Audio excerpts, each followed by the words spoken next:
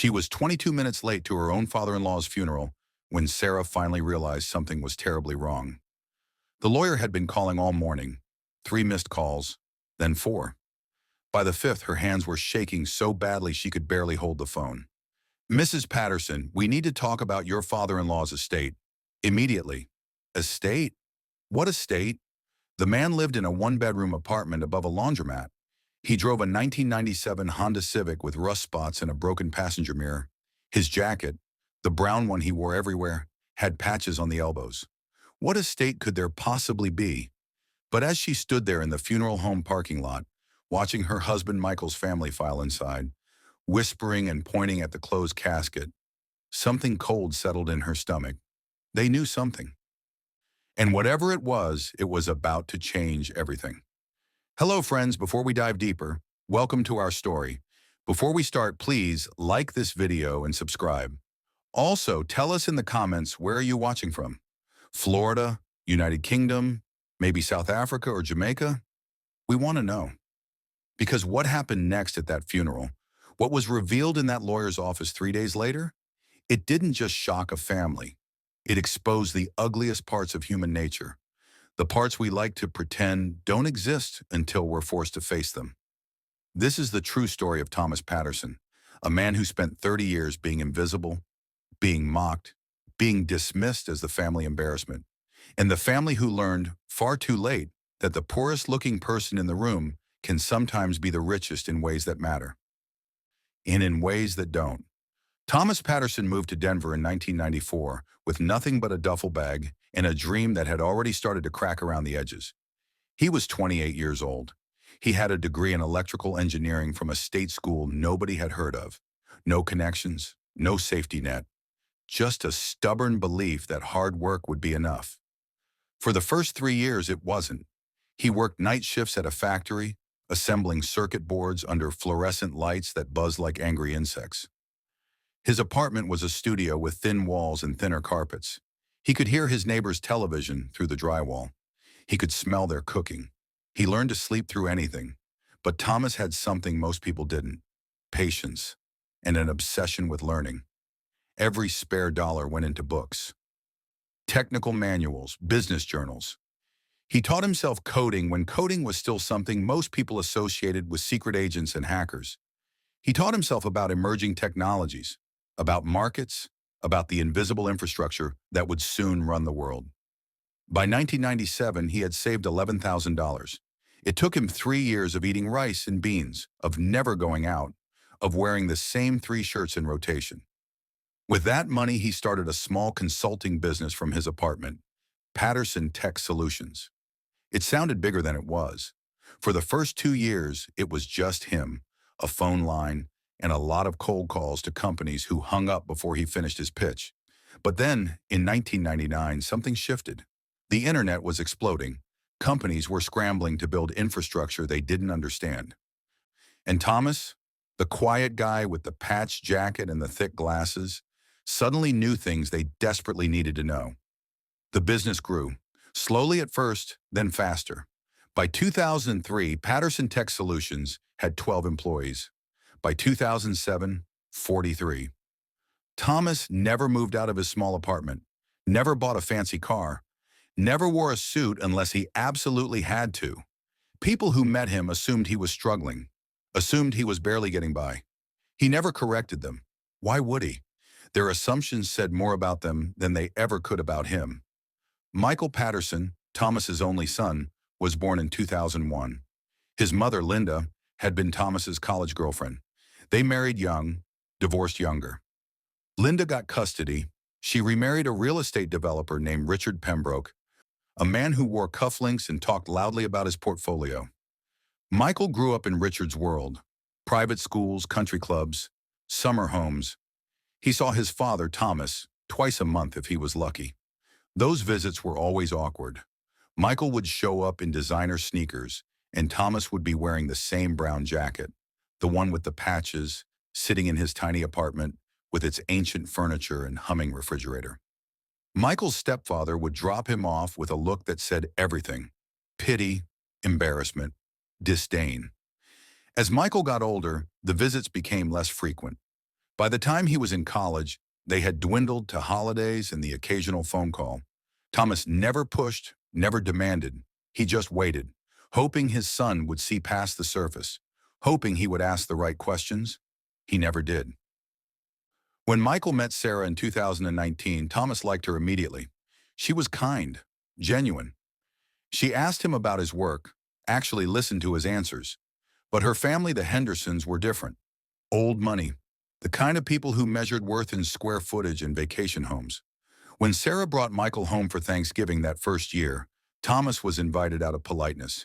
He showed up in his brown jacket. He brought a pie from the grocery store. Sarah's mother, Victoria, greeted him with a smile that didn't reach her eyes. Her brother, James, shook his hand limply and immediately turned away. The dinner was excruciating. Thomas sat at the far end of the table, quiet, mostly ignored. James made a joke about Walmart fashion that got uncomfortable laughs. Victoria asked with exaggerated sweetness if Thomas was still doing computer stuff. Michael said nothing, didn't defend him, didn't even look up from his plate, and Thomas, as always, just smiled, said nothing. Let them think what they wanted. But Sarah noticed. She saw the way her family treated him, saw the casual cruelty disguised as humor. And it bothered her, even if she didn't say anything that night, even if she wasn't sure why it bothered her so much. She didn't know then that Thomas Patterson wasn't just doing computer stuff. She didn't know that the company he had built, quietly without fanfare, had been acquired by a tech giant in 2015 for $270 million. She didn't know that Thomas had taken that money and invested it so carefully, so brilliantly, that by 2023 his net worth had crossed $1.4 billion. Nobody knew. Because Thomas never told them, never needed them to know, until it was too late for it to matter. The cracks started showing in small ways. Michael and Sarah got married in 2021. It was a big wedding, 200 guests, a venue with chandeliers and a live band. Victoria Henderson spared no expense. She wanted it perfect. Thomas was invited, of course. He sat in the back during the ceremony, wore the same brown jacket, though he had bought a new tie for the occasion. Light blue, simple. At the reception, he was placed at a table near the bathrooms with distant cousins and college friends nobody really knew. James Henderson, Sarah's brother, walked past at one point, whiskey in hand, and clapped Thomas on the shoulder. He said, loud enough for the table to hear, "Hey, Mr. Patterson, if you need help with the open bar, just let me know." I know money can be tight. Laughter, uncomfortable, forced, but still laughter. Thomas smiled, nodded, said nothing. Sarah saw it happen. She was across the room, but she saw James's smirk, saw the way her family treated Michael's father like he was some kind of charity case. She wanted to say something, but it was her wedding day. She didn't want to cause a scene, so she stayed quiet. Later that night, alone in their hotel room, she asked Michael about it. "Your dad, does your family help him out? Financially, I mean." Michael shrugged. He was tired, loose from champagne. "He's fine. He's always been fine. He just lives simply. That's his thing." But James said, "James is an idiot. Don't worry about it." She let it go, but the question stayed with her, nagging, like a splinter under the skin.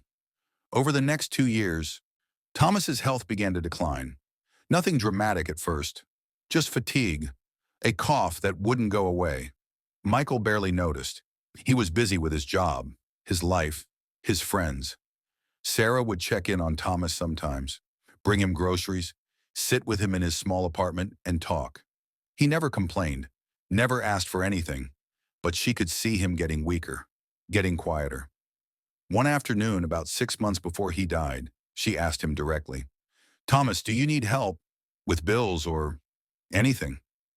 He looked at her for a long moment, his eyes soft behind his glasses. "Sarah, you're very kind, but I promise you I'm fine, better than fine. But your apartment and your car are exactly what I need. Nothing more, nothing less." She didn't push, but she didn't understand either. How could someone be fine living like this? How could he not want more? The answer, of course, was that Thomas had everything he needed, and everything he wanted was something money couldn't buy. respect, love, connection, things his family had never given him. Thomas Patterson died on a Tuesday morning in March. Heart failure. Quick, the doctor said. He didn't suffer. Michael got the call at work. He stared at his phone for 5 minutes before telling anyone. When he finally called Sarah, his voice was flat, distant. Dad's gone. The funeral was small. Thomas had requested cremation, no service, but Michael insisted on something, a gathering, a chance for people to pay respects. Except the people who showed up weren't there to pay respects. They were there out of obligation, curiosity, guilt. Victoria Henderson arrived in a black dress that probably cost more than Thomas's monthly rent. James wore sunglasses inside. Michael's mother, Linda, came with Richard, her husband, who checked his phone throughout the entire service. Sarah stood beside Michael, holding his hand, watching his face. He looked numb, empty. The pastor, who had never met Thomas, read generic platitudes about a life well lived. Nobody cried. Nobody shared memories. It was the saddest thing Sarah had ever witnessed. And then, as people began to leave, a man in a gray suit approached Michael. He was older, maybe 60, with sharp eyes and a leather briefcase. "Mr. Patterson? I'm Edward Galloway. I was your father's attorney. I've been trying to reach you." Michael frowned. "Yeah, I got your messages. I've been busy." "I understand. But we really do need to meet as soon as possible. There are matters to discuss." "What matters?" "Your father's estate." James, standing nearby, overheard. He laughed. Actually laughed. "Estate? The guy lived in a dump. What estate?" Edward Galloway didn't smile. He looked at James the way you might look at a stain on your shoe. "I'm not at liberty to discuss details here, but I assure you, Mr. Patterson, this is a conversation you'll want to have." Michael agreed to meet him 3 days later. Sarah insisted on coming. They drove to the law office in silence, both of them tense, confused. What could this possibly be about? The office was downtown, sleek, expensive. They were led into a conference room with floor-to-ceiling windows overlooking the city. Edward Galloway sat across from them, folders stacked neatly in front of him. "Thank you for coming. I know this has been a difficult time. I'll get straight to the point. Your father, Thomas Patterson, passed away with an estate valued at approximately $1.6 billion. Silence. Sarah's ears rang. Michael's face went white. "I'm sorry. What?" $1.6 billion. The majority of it is held in investments, stocks, real estate holdings, and a trust fund established in your name. There are also charitable foundations, scholarships, and several properties you may not be aware of." Sarah couldn't breathe. She looked at Michael. He looked like he might throw up. That's not possible. My dad was... Your father was a very private man. He built Patterson Tech Solutions from nothing and sold it in 2015 for $270 million. He invested wisely, very wisely. He also lived well below his means by choice and never felt the need to publicize his wealth. Michael stood up, sat back down, stood up again. "Why didn't he tell me?" Edward's expression softened. "I asked him that once. He said he wanted to see who people really were, without money clouding their judgment." The words hit like a punch. Michael's face crumpled. Sarah reached for his hand, but he pulled away, pressing his palms against his eyes. "Oh my God! Oh my God! What did I do?" The next few days were a blur. Michael couldn't eat, couldn't sleep. He replayed every memory, every conversation, every moment he had dismissed his father or stayed silent when others mocked him. Sarah tried to comfort him, but what could she say? The guilt was a living thing, consuming him from the inside. He called his mother. Linda answered on the third ring, her voice cautious. "Michael, are you okay? Did you know?" "Know what?" "About Dad, about the money." A long pause, then quietly. "I knew he did well. I didn't know how well." "Why didn't you tell me?" "Because it wasn't my place. And honestly, Michael, I didn't think it mattered. Your father wanted you to know him for who he was, not what he had." Michael hung up. He couldn't handle it. The anger, the shame, the realization that his entire perception of his father had been wrong. Worse, he had let other people treat Thomas like garbage. and he had done nothing. Sarah's family found out 3 days later. James called, his voice tight. Is it true about your dad? Yeah. Jesus Christ, Michael. Why didn't you say something? I didn't know. Well, we feel like idiots. Michael almost laughed. Almost. You should. He hung up. Victoria Henderson sent flowers, an elaborate arrangement with a card that read, Our deepest sympathies. Thomas was a remarkable man. Michael threw it in the trash.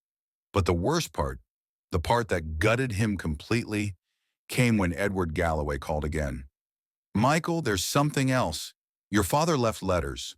One for you, one for Sarah, and one for others. Others? People who were unkind to him. He wrote them years ago. Instructions were to deliver them after his passing. Michael's hands shook as he opened his letter. It was handwritten, his father's careful, slanted script. Michael, if you're reading this, I'm gone. I want you to know I never blamed you for the distance between us. I understood.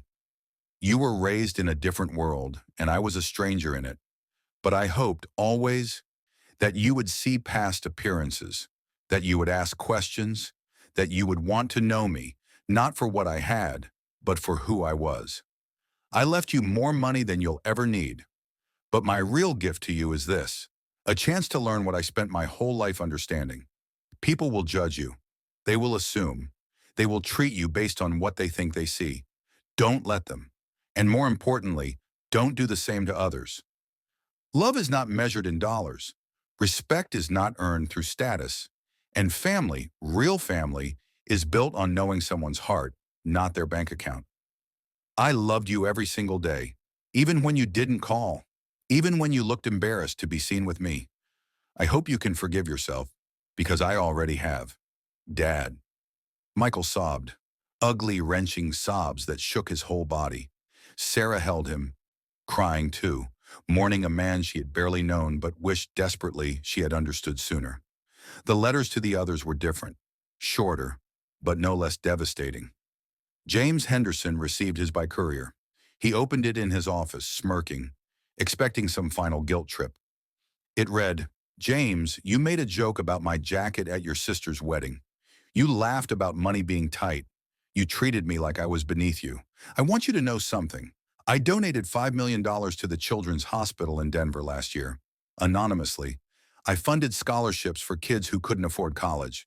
I helped families facing eviction. I did it quietly because the work mattered more than the credit.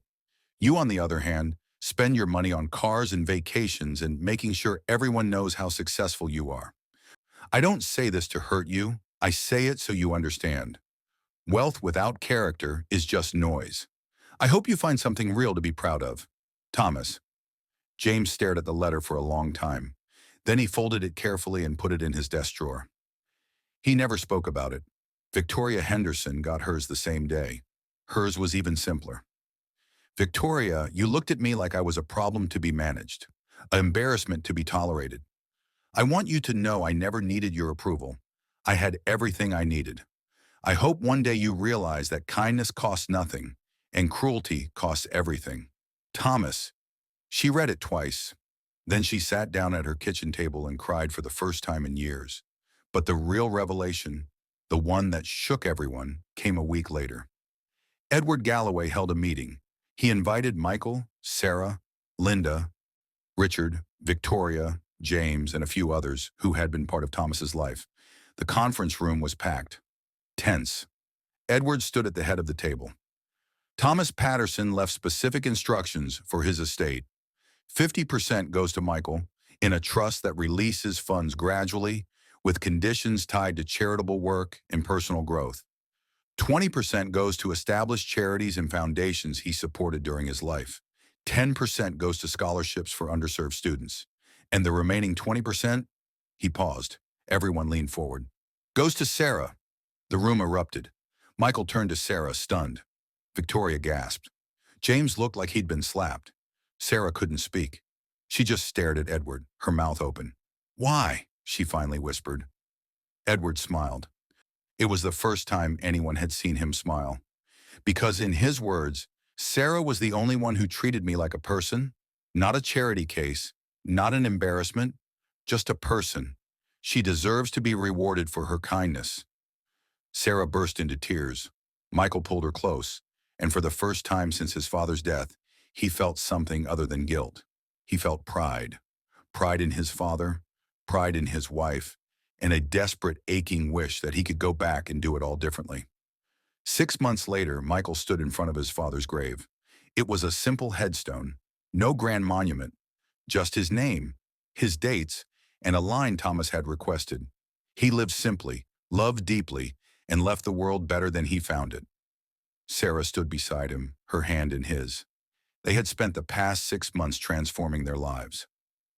Michael quit his corporate job. He started a foundation in his father's name, funding education programs and supporting small businesses. Sarah used her portion of the inheritance to open a community center in a struggling neighborhood, a place where kids could get tutoring, meals, and a safe space to just be kids. They sold their expensive house, moved into something smaller, started living differently, not because they had to, but because they wanted to, because they finally understood what Thomas had been trying to teach them all along. Victoria and James, they tried to reconcile, sent emails, left voicemails, but Michael and Sarah kept their distance, not out of cruelty, but because some bridges once burned can't be rebuilt, and some people never really change. Michael visited his father's grave every Sunday. He would sit on the grass, sometimes for hours, and talk about his week, his fears, his hopes, the things he wished he had said when Thomas was alive. One Sunday, Sarah asked him, "Do you think he knew how much you loved him?" Michael thought about it, then nodded. "Yeah, I think he did. Even when I didn't show it, even when I failed him, I think he knew." She squeezed his hand. "Good, because he was right about you. You're more like him than you ever realized." Michael smiled, a real smile, the first in a long time, and he realized something. His father hadn't left him money to make him rich. He had left him money to make him better, to force him to confront who he had been and choose who he wanted to be. It was the hardest gift anyone had ever given him, and the most valuable. So here's the question. If you were in that room, at that funeral, and you found out the person you had mocked, dismissed, and ignored was worth more than everyone combined, what would you do? Would you apologize? Would you try to make it right? Or would you just live with the weight of knowing you missed the chance to really see someone? Think about the people in your life, the ones you overlook, the ones you assume you understand. Are you really seeing them? Or are you just seeing what you expect to see? Thomas Patterson spent 30 years being invisible, and in the end, he taught more people more lessons than most of us will in a lifetime. Not because he was rich, but because he was wise enough to know that how people treat you when they think you have nothing tells you everything you need to know about who they really are. What would you have done in Michael's place? Could you forgive yourself? Could you change? Let us know in the comments. We'd love to hear your thoughts. And if this story moved you, if it made you think, subscribe so you never miss another story that might just change the way you see the world. Because the next one, it's even more unbelievable, and it starts with a single photograph that destroyed an entire family.